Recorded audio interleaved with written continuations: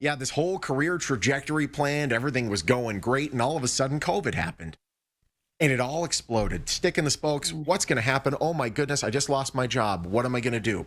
Well, our next guest, she has knows a thing or two when it comes to this. She lost a job and she went from that to achieving success in digital marketing and became her own boss. That's the dream. And she is going to share that dream with you right now. And she is a serial entrepreneur. She joins us now, Tiana Burse. Welcome to the show. Great to have you from Napa this morning. How are you? I'm good. How are you guys doing? Doing well. We're hanging in there, but this COVID thing is no joke. And Tiana, it's really affected a lot of folks here in Las Vegas. So let's just start off with maybe a little advice from you. If somebody is in turmoil, if they're doing kind of a career shift right now, maybe they've always wanted to start a company, what advice would you have for them right now so that they could land on their feet when this is all over? Well, first things first, double down on what you know and what you're good at. And I think what has happened and what COVID has made all of us have some type of realization is that it's time for us to take full control of our own life and our own destiny and our own future and our own financial stability. Oh, yeah. And sometimes it takes crisis, it takes challenge, it takes obstacles for us to be able to break through to what we're really supposed to be doing with our lives. And so what I always say is that go through the pain, because that pain is what's going to take you to the next level. I always say this, and this is something that I live by. At every level you grow to, there's a new, what I call new devil. So you're going to hit new challenges. And in order for you to overcome those challenges, you have to be internally someone else. So what COVID has done is it made us all do some self-reflection and some self-reflection from a growth perspective. So the first thing I would do is get to know yourself, double down on what you think you will be good at. Adapt and pivot. We're seeing this new world where the internet, look at, I'm in Napa, California, and I'm literally in your guys' studio. So we're living in a new world that's not going to change anytime soon. So you have to be able to literally focus on what you're good at. And if you need some advice or help, I go to good old YouTube. I go to good old information products. I do my own research and homework because I'm telling everyone, and I've been like literally preaching this for so long, there's so much opportunity. And I thank, oh my gosh, I thank the universe for giving us the power of the internet, because with the power of the internet, it allows us to never really be in a position, if you really understand it, of lack. Yeah. It really, it's such a gift to all of us. But, you know, like at Amazon, right? Some of us don't pay attention to where we need to adapt to. And that's a tough situation for me to be in, because I've seen a lot of businesses, small businesses, mom and pops businesses that have product that are in their store and their doors are closed, and it shouldn't be closed. They should be on Amazon. They should be doing e-commerce. So I think it's time for all of us to go, okay, I need to make changes. I need to make full-blown changes. And I think that's the first thing that I would recommend for everyone. 100%. Now, I mean, you've helped build businesses from ground zero. I think some people, they see business owners like, yeah, but they had a whole bunch of seed money. They were able to make that happen on their own. How do you help somebody succeed? How do you get somebody to be in the mind frame of, all right, we're going to make this happen despite maybe having a financial obstacle in the way?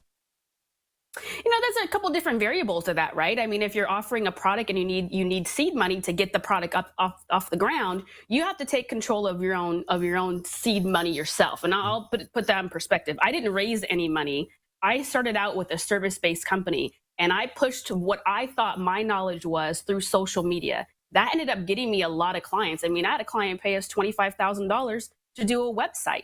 And so I took that money and I reinvested it back into my team. I brought on more help. I tried to build the biggest infrastructure from the ground up because I didn't have a choice. Yeah. And so when people get, you know, they kind of get into a mental paralysis because they don't know where to start, because they don't have the capital to take the proper action. I always say, you can do it yourself. You can do it yourself. You can do it through social media. You can put your stuff out there. You can do a lot of things you can do yourself through the channels that we have, through social media and through, honestly, through networking, because all social media is a big old network. Yeah.